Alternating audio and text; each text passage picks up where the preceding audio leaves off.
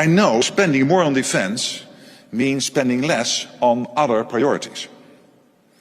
But it is only a little less. On average, European countries easily spend up to a quarter of their national income on pensions, health and social security systems.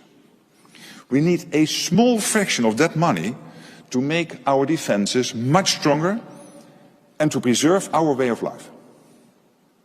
This is my video update on this Friday afternoon, December the 13th, coming to you from Athens, Greece. Let's talk about some news. And let's start things off with the Russian drone and missile strike into Ukraine.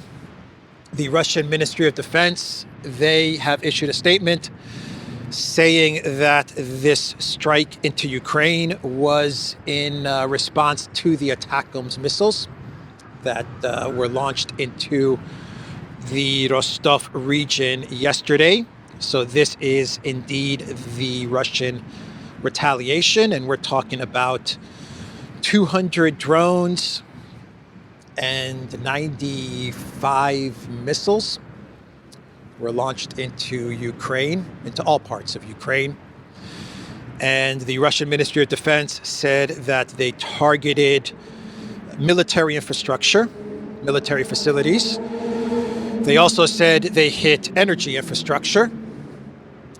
And Ukraine has said that many of the regions that were hit by the Russian missiles will be without power.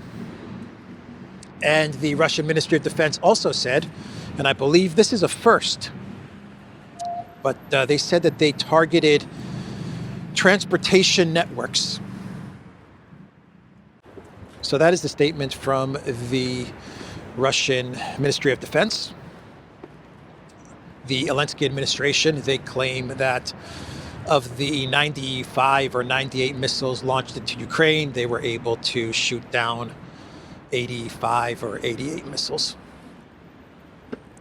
But many of the areas in Ukraine are going to be without power. So that was the news from this morning. And we also have a statement from Donald Tusk. Donald Tusk, he said that after meeting with Macron, Poland will not be sending troops to Ukraine. So this upset Macron. Big disappointment for Macron. He was hoping that Poland would agree to sending troops into Ukraine. 40,000 soldiers is what Macron is looking for. He calls them peacekeepers. But he traveled to Poland, met with Tusk, and was hoping to get Poland on board. And Tusk disappointed little Napoleon. So that was the statement from Donald Tusk. And we actually have news out of France. I think this is breaking news, but Macron has appointed a new prime minister, a centrist. They say he's a centrist. Bayrou, Bayrou. I don't know how you pronounce his name. But yeah, he's going to be the new prime minister of France.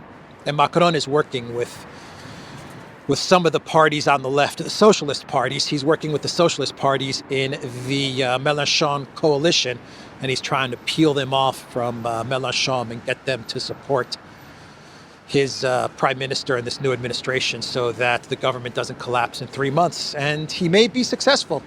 Macron may be able to actually succeed in doing this. We will see. But we do have a new prime minister in France, and Mark Rutte, the NATO chief, he gave his first speech since being appointed as the NATO Secretary General in Brussels. This was his first official public address. And Rutte, he said that the European countries, the NATO member states, need to spend more on NATO.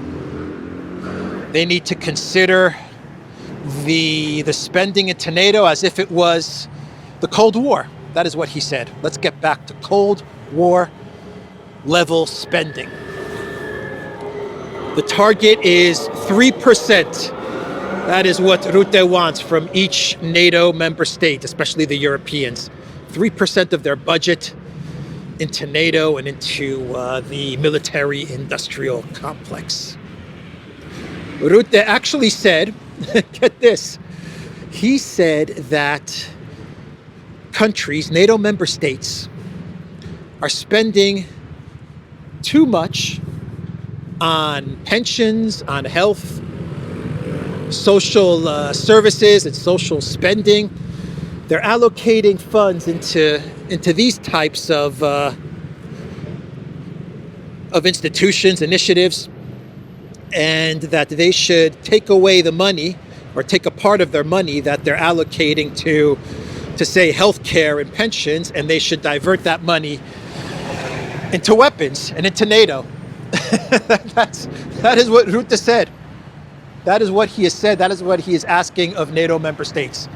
Forget about pensions. Forget about social services. Forget about health and education. Stop spending money on these things, and let's divert some of that budget, some of those funds, to the military-industrial complex and to NATO. What have I been saying for the last year, huh? Europe is just going to be a place for tourism and for military spending. I don't even want to say military production, because I don't know what kind of production Europe can actually achieve, given that the energy costs are so high and so expensive. I'm not quite sure how Europe is going to compete in the military production side of things, but they're going to definitely spend money on it. They're going to allocate money and funds to it. And tourism, that's going to be Europe. That is the fate of Europe. Tourism and military spending. Unbelievable statement from Rutte.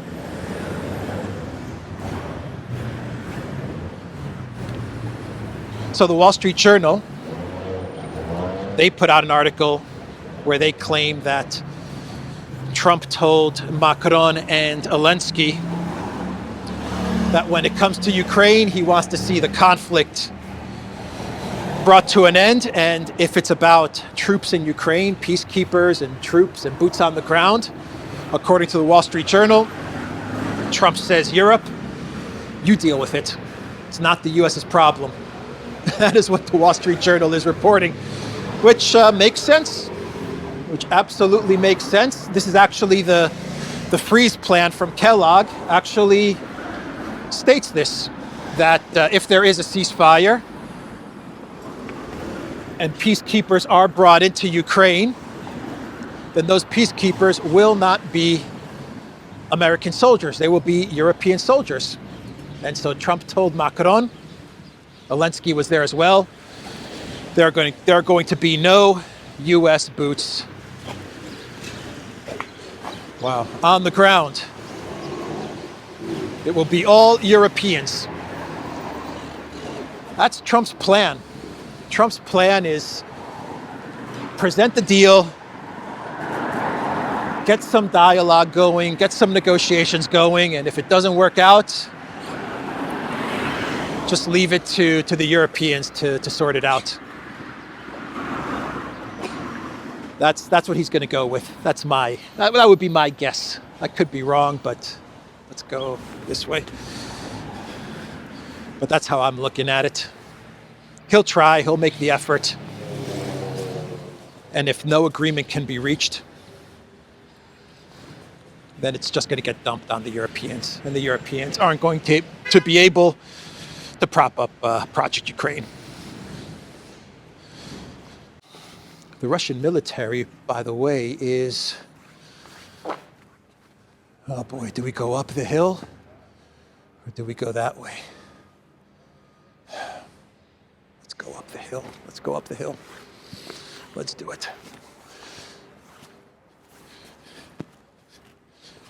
The Russian military is fighting outside of Pokrovsk. These are the reports that we're getting, which is a big, big deal.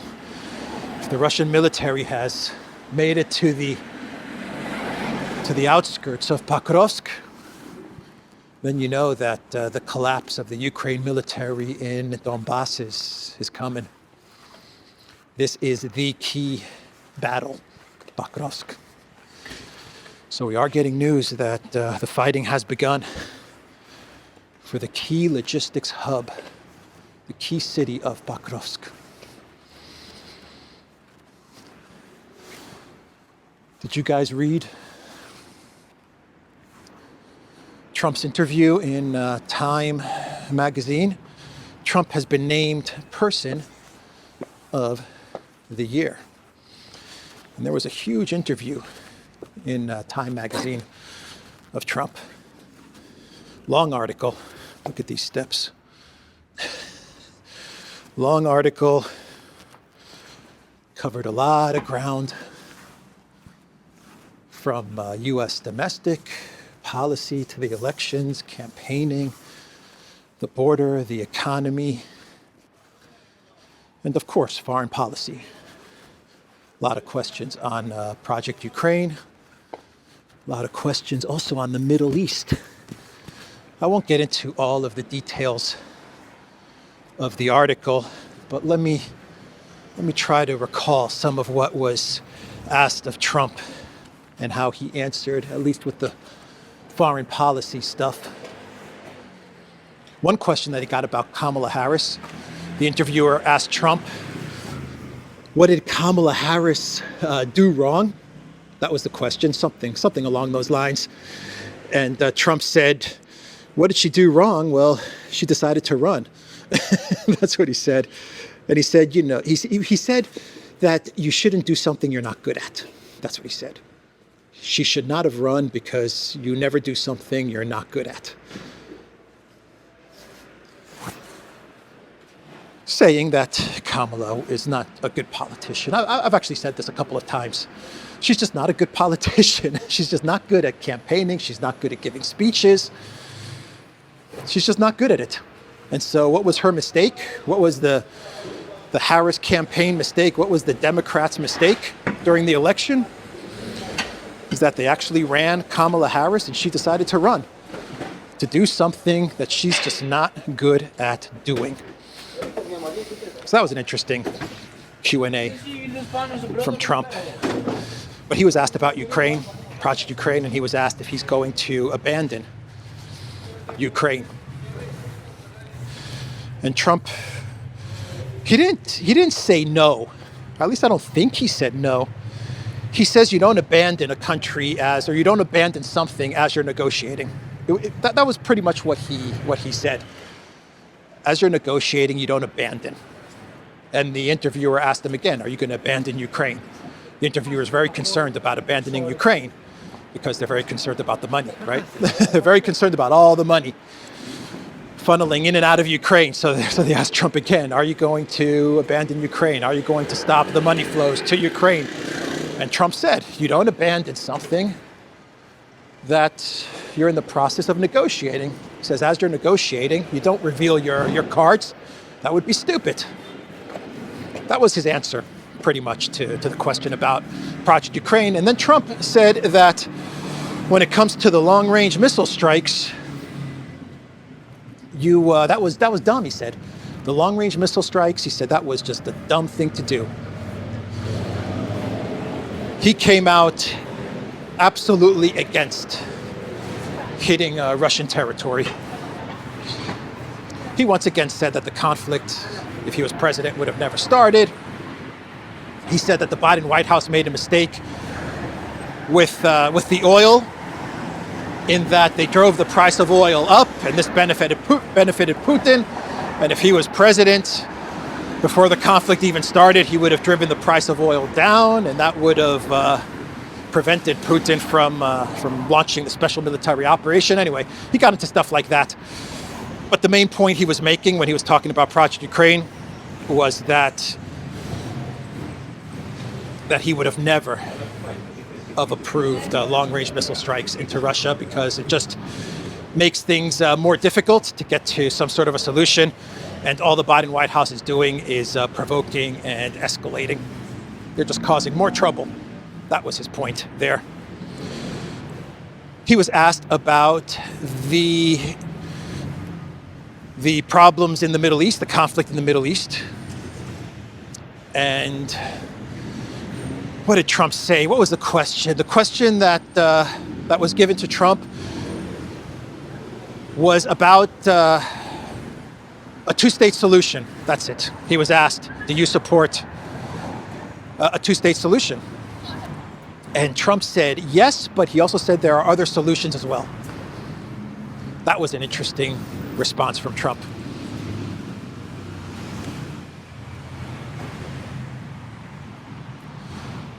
So it's a long interview. Check it out, read it. It's interesting because you do get an idea as to how he's thinking of things, especially with foreign policy. He does say in the interview over and over and over again, whether it's with Gaza, whether it's about the Middle East in general, whether it's Ukraine and Russia, he says that the killing has to stop. He does say this over and over again. He doesn't want to see any more killing, he said. Even when he was being pressed about a solution in the Middle East, and if it's not a two-state solution, what is it? Trump's answer was always that whatever the solution is, he wants the killing to stop. That's what he said. And when it comes to Ukraine and Russia, he wants the killing to stop. By the way, he revealed where he gets his numbers from. The casualty and the KIA numbers. Trump revealed where he got those numbers from. He said that a government agency, government officials, briefed him on the numbers.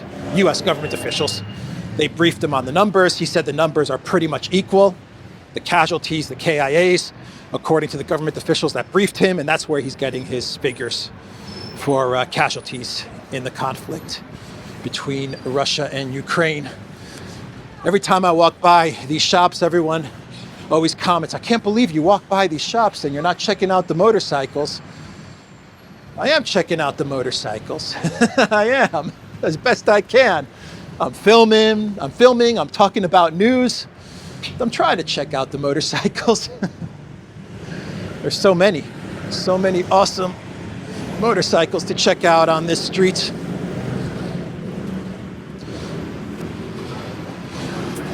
So Trump also invited Xi Jinping to the inauguration on January 20th. That's a big story. That's big news. That means that Xi Jinping will be the first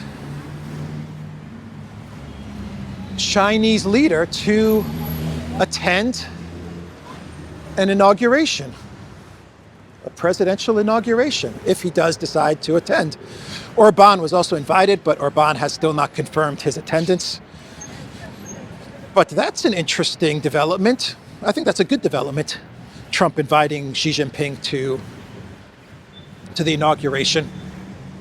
Even with all the talk about tariffs and a tariff war and all the tensions from the Biden White House with Taiwan and all of these things that are happening with China, I think it's a good signal that Trump is offering inviting Xi Jinping to come to the United States and to attend the inauguration on January 20th. I think that's a good signal. And I think it'll be appreciated by Xi Jinping in Russia and China. Russia. Wouldn't it be interesting if he invited Putin? Boy, would heads explode if Trump invited Putin to the inauguration. That's not going to happen. I'm just joking. But man, would heads explode. He says, Putin, come to the inauguration. Don't worry about the dumb ICC warrant and all of that stuff. I'm going to close down the ICC anyway. That would be amazing if that happened. Anyway, that was an interesting story from today. We have news, got a lot of news today.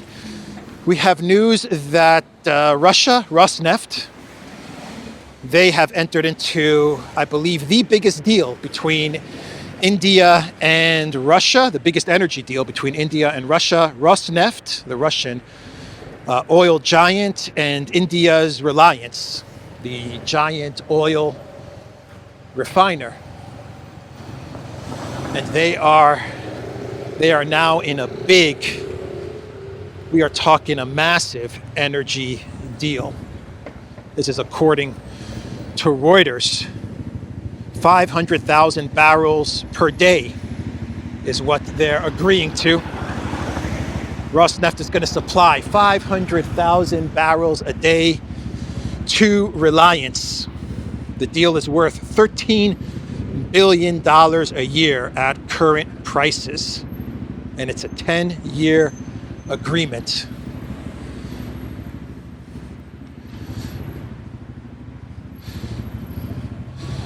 So yesterday, Ursula and the European Union, they decided to place sanctions on Russian oil and to go after Russia's shadow fleet, which are the tankers not insured by London, insured elsewhere, which I would guess take the oil from Reliance, from India, and then transport the oil to various ports. And Ursula and the EU, they were very proud that they have agreed to sanction the Russian shadow fleet. And what's Russia's response? Yeah, we're just gonna enter into an agreement with India worth $13 billion. Yep, that's their response to the EU's oil sanction and to the soon-to-be Biden oil sanctions that are coming. It shows you that Russia and India are not concerned about the sanctions coming from the collective West that are going to come from the collective West on Russian oil and on the shadow fleets. India and Russia couldn't give an F. That's what this shows me. The Times of Israel, they are reporting that Israel and Netanyahu are preparing for a strike into Iran. This is what the Times of Israel is reporting. They claim that with Syria taken out of the picture, Syria being dismantled, and the airspace, the air defense systems being destroyed and the airspace now clear, that Israel can now launch an attack into Iran. I believe they just have to cross over Iraq airspace, I want to say. Yeah, I think so. Over Syria, over Iraq. And then they're right there, close to Iran, the fighter jets. That's what the Times of Israel is reporting. The reason that they give for what might be an airstrike into Iran, I can't confirm this story from the Times of Israel, but the reason they're giving is that Netanyahu wants to hit Iran before Iran gets nukes. They're worried now that Iran is going to speed up its nuke development, its nuclear program. They're worried that Iran is, given everything that's happened to Syria, that they're going to want to acquire nukes and speed up their nuclear program. And so, according to the Times of Israel, Netanyahu wants to hit them before they can be nuke capable. That's what they're reporting. The Greek defense minister, Endias, he issued a statement the other day, and he said that Greece and the European Union, he was very clear in his statement, Greece and the European Union, they have to get involved in Syria, and they have to rescue the 1 million Christians in Syria. He said that it is the duty, the obligation, the requirement of the European Union to rescue the 1 million Christians in Syria. But he was very clear to say Greece and the EU. He didn't say Greece by themselves. He said Greece and the European Union, which to me signals that Greece isn't going to do anything. Greece doesn't have the capabilities to do anything, in my opinion. They're in no position to enter Syria. No position at all. And the EU is not in a position to intervene or do anything in Syria, nor does the EU want to intervene or do anything in Syria, especially if it means helping Christians. I don't think the European Union, Ursula, Kaja Kallas, I don't think they have any interest whatsoever in helping the Christian population in Syria. That's just my sense of it. But Dendias's statement, the Greek defense minister's statement, to me is just a reaction to Erdogan in Turkey. That's all it is. It's just a reaction. Because they're freaked out at what Erdogan has managed to do in Syria. And so Greece is reacting, and their reaction was what I believe a very rushed statement from the defense minister, a very panicky and rushed statement from the Greek defense minister saying that Greece and the European Union need to get involved in Syria. Never gonna happen. So let's do a clown world, and we will wrap this video up. And today's clown world, we go to Romania. And in Romania, the government, they have shut down the Romanian channel Realitatea Plus. Realitatea Plus has been banned in Romania. And you want to know why they have been banned? Because they were the one channel that was criticizing the canceling of the elections in Romania. They did not like how the Romanian government canceled last week's elections. They were critical of it. From what I understand, it was the one channel that showed some support to Ceausescu. Is that true? Not sure, but I believe they were supportive of Ceausescu, but they definitely did not like the cancellation of the elections. And so the government, what it did is it just canceled the network. Just banned the network.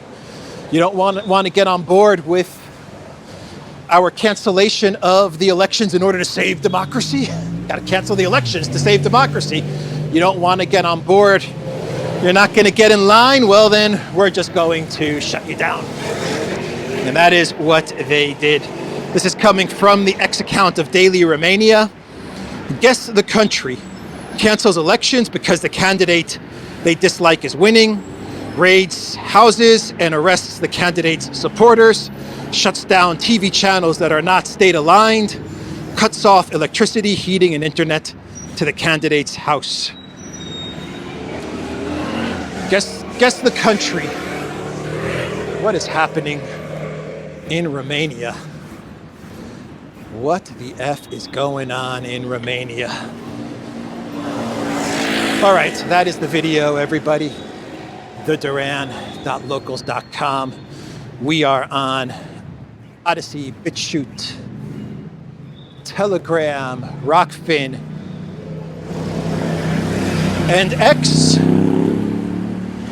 Go to the Duran shop, pick up some merch. The link is in the description box down below. Take care.